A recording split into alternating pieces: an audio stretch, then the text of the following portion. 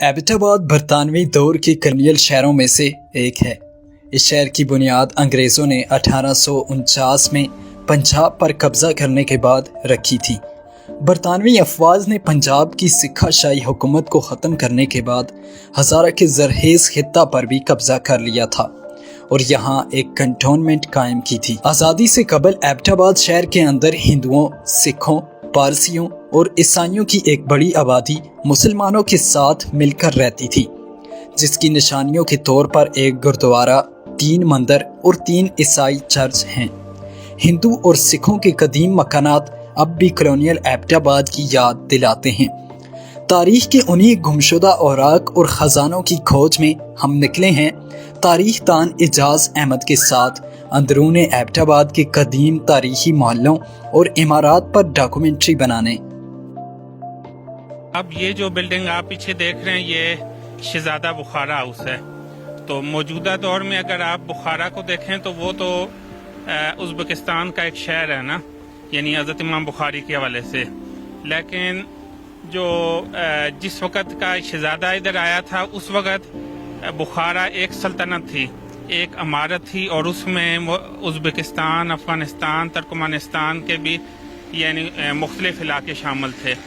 तो अब इनकी वहाँ कुछ वो सियासी चपकलश या ये कहें कुछ ऐसे मसाइल हुए रूस के साथ के शहजादे को अपने ख़ानदान के समेत वहाँ से हिजरत करना पड़ी।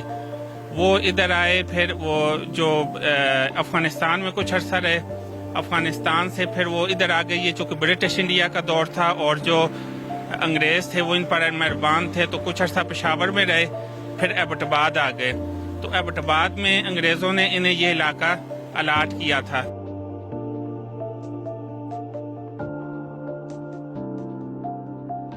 मुसलमान बादशाह जहाँ जाते थे तो वो साथ मसाजिद का भी ख्याल रखते थे।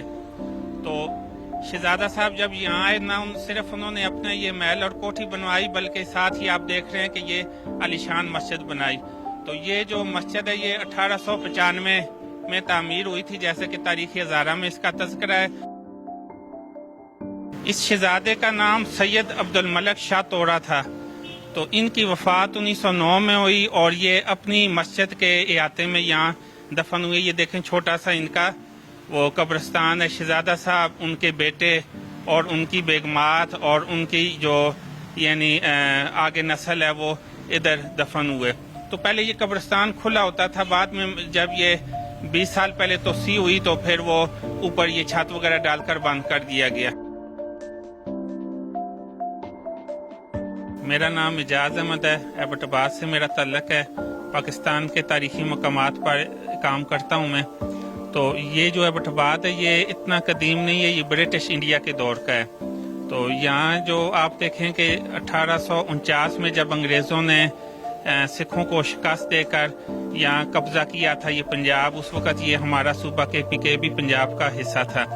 तो यहाँ उनकी हुकूमत आई और उसके बाद की जितनी बिल्डिंग्स हैं वो उसके बाद की हैं। तकरीबन 1853 में एबटाबाद शहर जो है वो कॉलोनी बनी यहाँ।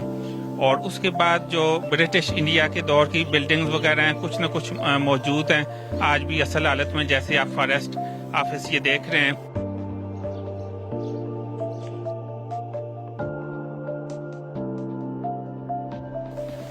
यहाँ में पाकिस्तान से पहले जो ब्रिटिश इंडिया का दौर था उसमें मुख्तलिफ हिंदुओं की, सिखों की बड़ी बड़ी हवेलियाँ भी हुआ करती थी जिन्हें मारी कहा जाता था। तो इस वक्त एबटाबाद शहर में सिर्फ एक मारी जो है वो अपनी असल हालत में मौजूद है, जैसे कि ये जो डिगी मल्ला इसे कहते हैं, साथ इमाम बारगाह है।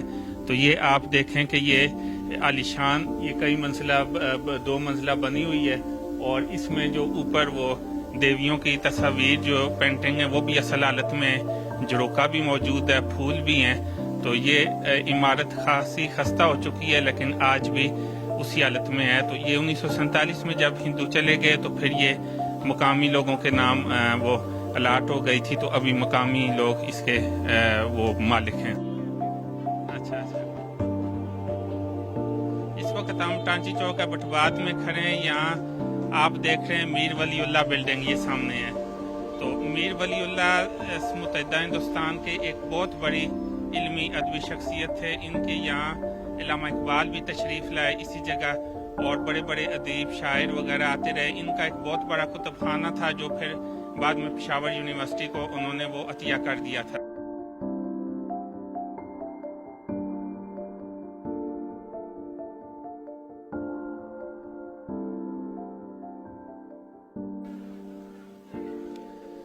ایبٹ آباد پاکستان کا ایک خوبصورت سیاحتی مقام ہے. تو جو پشتون علاقوں کے بہت سے لوگ ہیں خان خوانین, انہوں نے یہاں اپنی کوٹھیاں عمارتیں بنائی تھیں. تو برٹش پیریڈ میں, برٹش انڈیا دور میں جو مردان کا ایک علاقہ ہے تورو, وہاں کے نواب ہیں, انہوں نے یہ ایک بہت عالیشان بلڈنگ بنائی جو آپ دیکھ رہے ہیں. یہ ایبٹ آباد کی گردوارہ گلی ہے اور یہاں آپ دیکھ رہے ہیں کہ آریہ سماج مندر. آریہ سماج والے جو ہوتے تھے ان کے یہاں وہ بت نہیں ہوتے تھے. تو یہ 1935 میں یہ مندر بنا. پاکستان بننے کے بعد یہ پرائمری سکول بن گیا. دوسری منزل پر اب سکول ہے اور نچلی منزل پر دکانیں سرخ پتھروں کی بنی ہوئی. یہ بہت ہی خوبصورت عمارت آج بھی پائیدار ہے. ایبٹ آباد کا شہر کا واحد گردوارہ اس وقت آپ دیکھ رہے ہیں. سکھوں یہاں سکھ, ہندو, مسلمان برادری رہتی تھی اور جو یعنی ان کی اپنی اپنی عبادت گاہیں تھیں, اپنے اپنے سکول وغیرہ تعلیمی ادارے بھی تھے. اور برٹش انڈیا کا یہ دور تھا.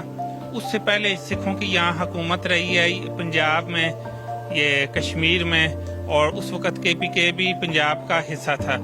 تو سکھوں میں یعنی جو جس شخص نے یہاں باقاعدہ جس کی فتوحات نے ہزارے میں ایک پائیدار سکھ حکومت کی بنیاد رکھی, تو یہ ایبٹ آباد کا یعنی واحد گردوارہ ہے. اور اسی نسبت سے آپ دیکھیں اس گلی کا نام بھی گردوارہ گلی ہے. اس وقت ہم ایبٹ آباد کے گورنمنٹ ہائی اسکول نمبر 3 میں کھڑے ہیں اور یہ اسکول برٹش انڈیا کے دور میں قائم ہوا. اس وقت جو مختلف برادریاں تھیں ہر ایک اپنا اپنا اسکول کھولتا تھا. مثلاً اگر آپ پہلے دیکھیں جو پہلا سب سے اسکول ہے جسے نمبر 1 اسکول کہا جاتا ہے, وہ 1860 میں انگریزوں نے شروع کیا تھا, وکٹوریہ اسکول. اور پھر ایک اسکول مسلمانوں کا تھا جو انجمن اسلامیہ نے بنایا تھا, جسے اب نمبر 2 اسکول کہا جاتا ہے. اور پھر جو ہندو برادری تھی ان کی وہ آریہ سماج تنظیموں وغیرہ نے یہ اسکول بنایا تھا. اس کی تاریخ تقریباً 1877 بنتی ہے. اور پھر چوتھا جو ایک اسکول ہے سکھوں نے لڑکیوں کے لیے بنایا تھا, جو اب بھی لڑکیوں کا اسکول ہے گامی اڈے پر. تو اس وقت اس کا نام گوبند اسکول تھا. تو اب یہ جو اسکول ہے اس کی آپ دیکھ لیں کہ یہ پیچھے جو تختیاں موجود ہیں, ایک کے مطابق یہ 1877 اس کی وہ تاریخ بن جاتی ہے کہ وہ سلور جوبلی کے موقع پر 1917 میں تختی لگی تھی. دوسری تختی جو ہے وہ ہے 1902 کی اور تیسری 1921 کی. تو یہ اسکول وہ اس وقت آریہ سماج کا یعنی وہ آریہ اسکول کہلاتا تھا. پاکستان بننے کے بعد پھر ان اسکولوں کو نئے سرے سے نام دیے گئے, نمبر 1, نمبر 2, نمبر 3, نمبر 4.